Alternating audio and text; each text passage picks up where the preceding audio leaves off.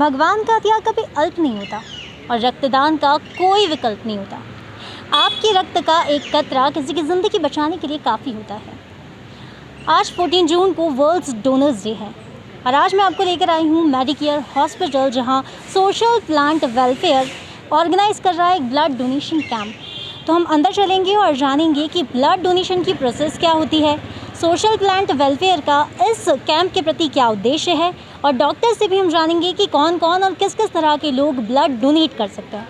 इसके अलावा हम डोनर से भी जानेंगे कि डोनेशन के बाद उन्हें कैसा फील हो रहा है।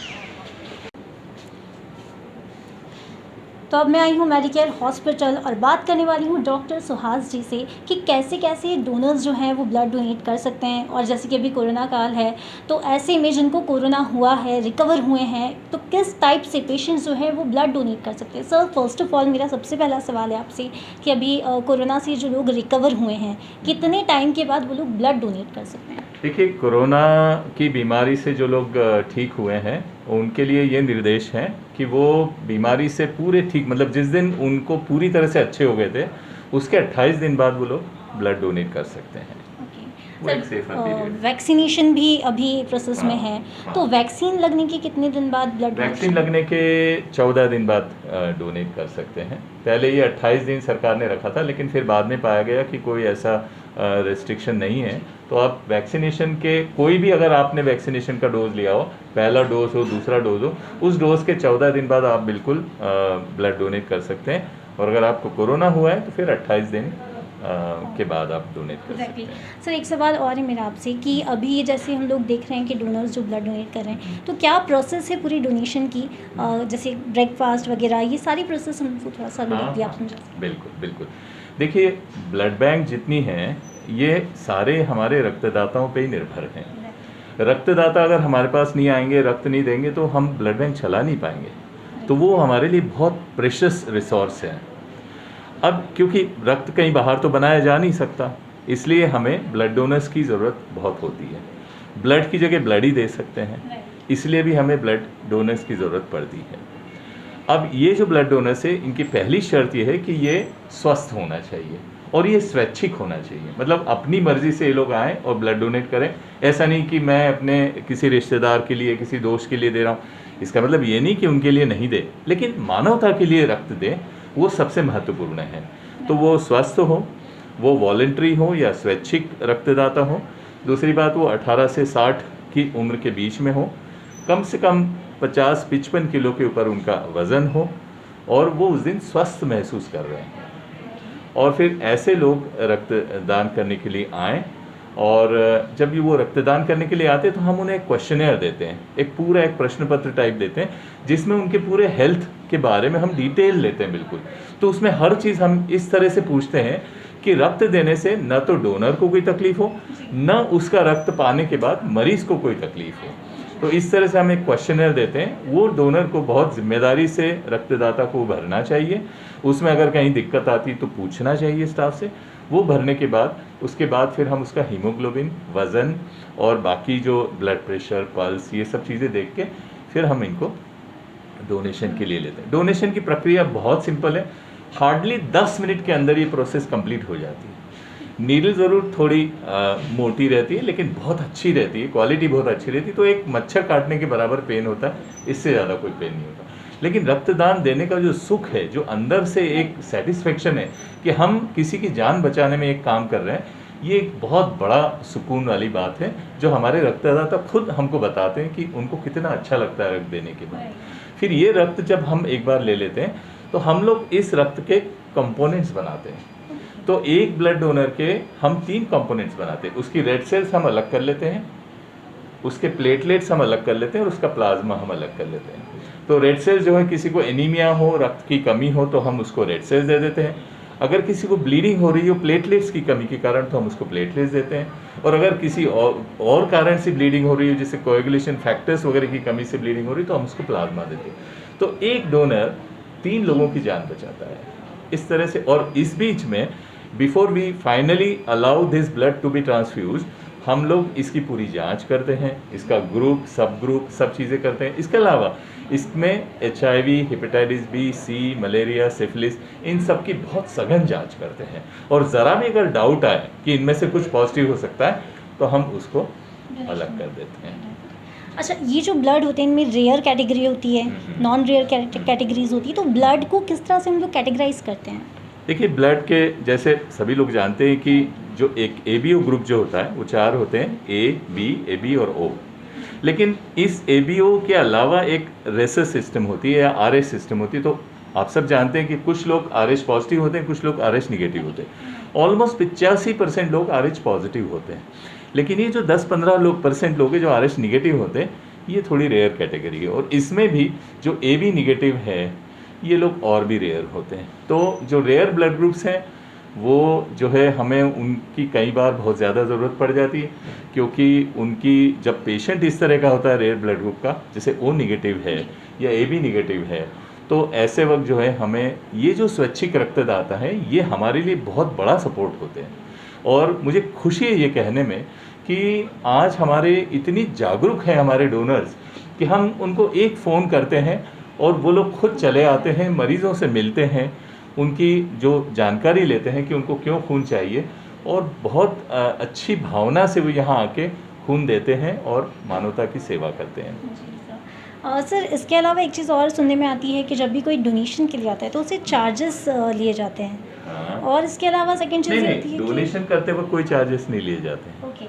खून देते वक्त चार्जेस लिए जाते हैं। जब हम यहाँ से ब्लड सप्लाई करते हैं, डोनर को तो कोई चार्ज नहीं लगता। डोनर तो हमारे लिए भगवान है, वो तो आके और दूसरों के लिए खून दे रहा है। आपका शायद प्रश्न ये है कि जब डोनर कोई पैसे नहीं लेता तो ब्लड बैंक क्यों पैसे लेती है? यही एक प्रश्न है। अब देखिए क्या होता है, ब्लड लेने से लेके ब्लड सप्लाई करने तक की प्रक्रिया में बहुत सारा खर्चा होता है। सबसे पहले तो आपने देखा होगा कि जांच होती है, बैग होती है। ये बैग ही बहुत कॉस्टली होती है क्योंकि इंपोर्टेड होती हैं, है ना। तो ये ब्लड बैग्स हैं। इसके अलावा जांचें हैं, हेपेटाइटिस बी, सी, मलेरिया, सिफिलिस, ब्लड ग्रुप की जांचें, क्रॉस मैचिंग की जांचें। तो ये सारी जांचें, जितने भी इसकी जांच की हमको एक लागत होती है, उस लागत का हम एक हिस्सा मरीजों से लेते हैं। ब्लड बैंकिंग प्रॉफिट के लिए बिल्कुल नहीं है, ये तो बिल्कुल सिंपल फैक्ट है। बहुत बहुत धन्यवाद सर, ब्लड से जुड़ी इतनी सारी जानकारी देने के लिए। और अभी जिनके भी दिमाग में सवाल थे, सारे सवाल भी समाप्त हो गए होंगे।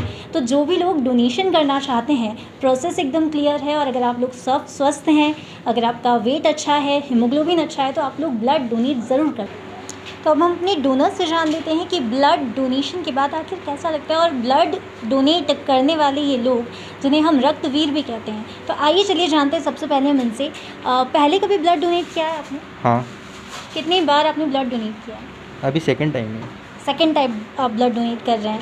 ब्लड डोनेशन के लिए आपको किसी ने मतलब कहा है, या इन जनरल आपकी खुद से ये सामंजस्य था कि मुझे ब्लड डोनेट करना है? मैम खुद से ही। खुद से आप? हाँ।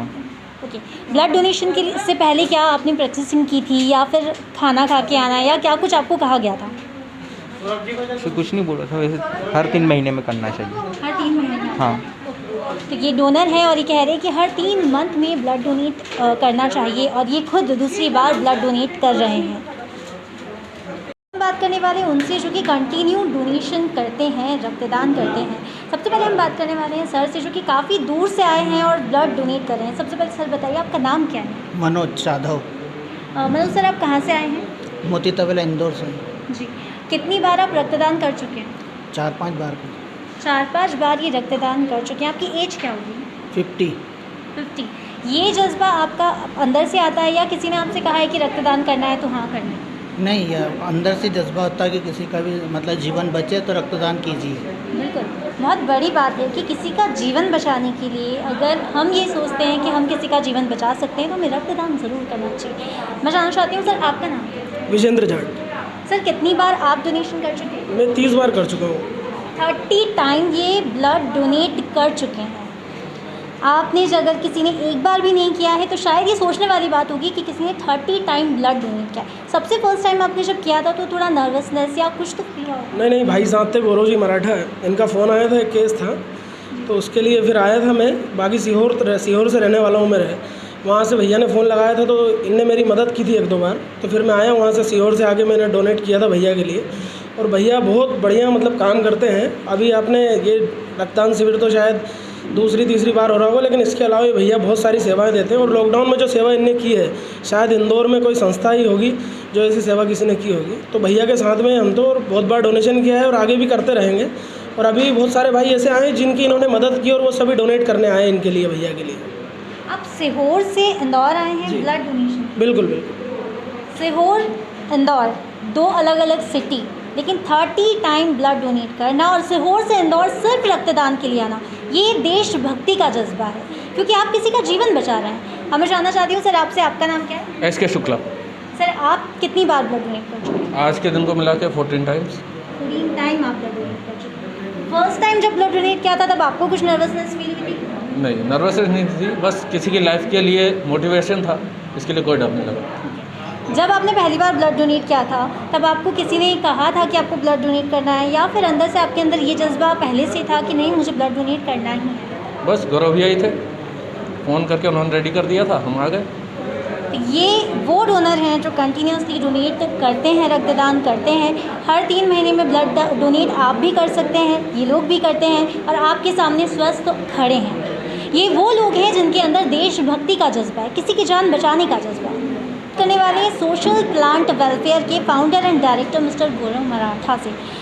गौरव सर, काफ़ी टाइम से आप ब्लड के लिए काम कर रहे हैं, या फिर हम बात करें कि लॉकडाउन में, जैसे उन्होंने कहा, अभी बताया मुझे कि लॉकडाउन में बहुत सी सेवाएं आपने दी है, तो ये जो अंदर से आपके अंदर जज्बा आता है, या फिर आपने कोई ऐसी सिचुएशन है, कहाँ से आपने स्टार्ट किया सोशल वर्क? एक्चुअली मेरे फादर थे जो किडनी पेशेंट थे और उन्हें रेगुलर बेसिस पे ब्लड वगैरह लगता था। सो तभी से जब मैं 18+ था फर्स्ट टाइम मैंने तब से डोनेशन किया था और आज मेरा 40वां डोनेशन रहा है। 40 बार ब्लड डोनेशन कर चुका हूँ। मेरे फादर को जब से स्टार्ट हुआ था तब से मैं मोटिवेट हुआ उन चीज़ों को लेकर। सोशल वर्क में भी आप काफ़ी ज़्यादा एक्टिव दिखते हैं, चाहे फिर बात वो किसी को राशन पहुंचाने की हो, चाहे इस कोरोना महामारी में किसी को सिलेंडर, ऑक्सीजन सिलेंडर देने की हो, चाहे फिर बात किसी भी तरह की फाइनेंशियल से लगा करके मेंटली हेल्प की, आप हर जगह खड़े नज़र आते हैं। तो ये जो आपका स्टैंड बाय मोड है, मुझे लगता है फैमिली की सपोर्ट की वजह से, या फिर एक तरफ कहें कि फ्रेंड्स की सपोर्ट की वजह से, ऐसी कौन सा सपोर्ट है जो आपको हर वक्त डटे रहने के लिए?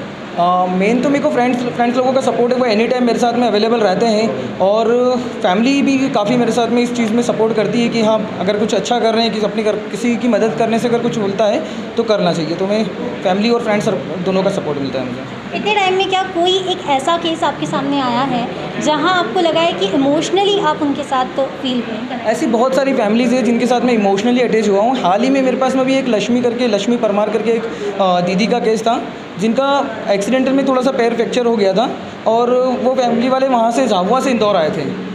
तब से मेरा उनसे ऐसा बॉन्डिंग हुआ है कि एक माँ बेटे वाला जो रिलेशन होता है ना, उनकी पूरी फैमिली मुझे को एक बेटे की तरह ट्रीट करती है। सो मेरा ऐसे बहुत सारी फैमिलीज़ हैं जिनके साथ मैं इमोशनली अटैच्ड हूँ। अब मैं बात करने वाली हूँ ब्लड बैंक के इंचार्ज से। मैम, इस ब्लड डोनेशन का जो कैंप लगा है उसका क्या उद्देश्य है? उनका ये उद्देश्य है जितने पुअर पेशेंट्स हो उनको अपन ज़्यादा से ज़्यादा सपोर्ट कर सके। कई नीडी आते हैं जिनके पास डोनर्स नहीं होते, रेयर्स ग्रुप भी रहते हैं, तो अपन वॉलंटरी कैंप्स के जरिए हमको काफ़ी सपोर्ट्स मिल जाती है।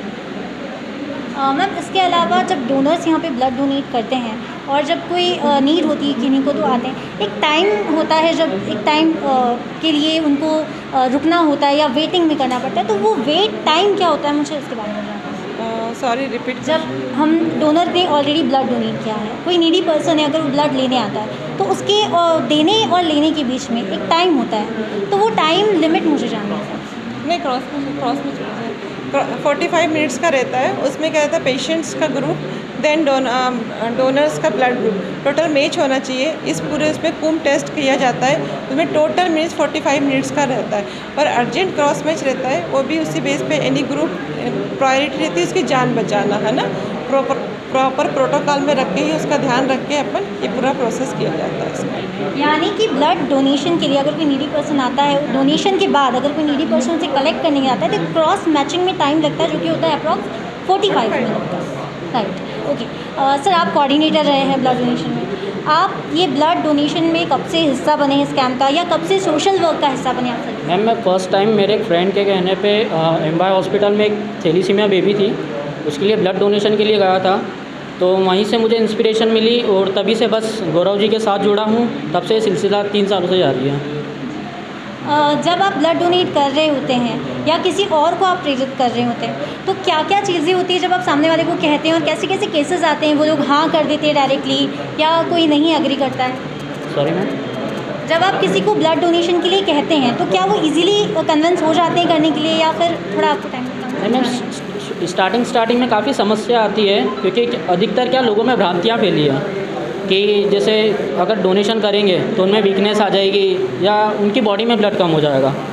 तो उन्हें शुरू में कन्विंस करने में काफ़ी दिक्कतें आती है, पर जहाँ तक जब उन्हें ज़रूरत होती है, वो जब ज़रूरत होती है तो उस चीज़ की अहमियत को समझते हैं वो लोग, तो फिर वहीं से वो उनको फिर आसान हो जाता है डोनेशन करना। एट लास्ट मैं गौरव सर से एक लास्ट क्वेश्चन करना चाहती हूँ कि सर प्लीज़ आप राजधानी लाइव के दर्शकों को अगर कोई मैसेज कन्वे करना चाहते हैं सोशल वर्क्स के लिए। अभी कोरोना महामारी में काफ़ी जैसे सहयोगी संस्थाओं का अपने को सहयोग मिलने से अपन कोविड में महामारी से निजात पाया है, वैसे ही मैं एक संदेश राजधानी लाइव को देना चाहूँगा कि हमारे इंडिया में पर डे 1 करोड़ से भी ज़्यादा ब्लड की रिक्वायरमेंट होती है और सिर्फ 70 लाख समथिंग की ब्लड अरेंज हो पाता है। तो सभी 18+ लोगों से कहना चाहूँगा कि नियमित अपना रक्तदान करें, जिससे आप एक बार रक्तदान करने से 3 से 4 लोगों की जान बचा पाते हैं। Thank you so much. यदि ब्लड डोनेशन कैंप से ग्राउंड रिपोर्टिंग। तो अगर आप भी 18+ हैं, स्वस्थ हैं, आपका हीमोग्लोबिन अच्छा है, तो आप भी ब्लड डोनेट कर सकते हैं। याद रखिएगा कि आपका एक ब्लड डोनेशन 3 लोगों की जान बचा सकता है। डोनर्स काफ़ी दूर से भी आ रहे हैं क्योंकि उनमें देशभक्ति का जज्बा है। ये देशभक्ति आप सिर्फ सीमा पर जाकर नहीं, बल्कि किसी को ब्लड डोनेट करके भी निभा सकते हैं। तो अगर आपका भी ब्लड डोनेट करने का कोई विचार है तो आप भी आज आ सकते हैं, क्योंकि आज वर्ल्ड डोनर डे भी है। कैमरामैन प्रमोद के साथ मैं शिनू जोशी, राजधानी लाइव के लिए।